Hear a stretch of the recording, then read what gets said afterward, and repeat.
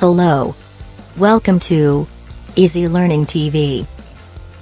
Today we learn classification of living things. Class 5 Chapter 1. There are millions of living organisms in our world. Scientists have grouped them on the basis of similarities in their characteristics.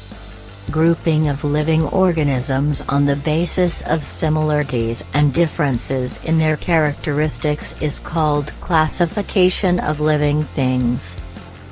Did you know? The body of all living things made up of very small units called cells. The organisms whose bodies consist of single cell are called unicellular organisms. The organisms whose bodies made up of more than one cells are called multicellular organisms. Thanks for watching the video.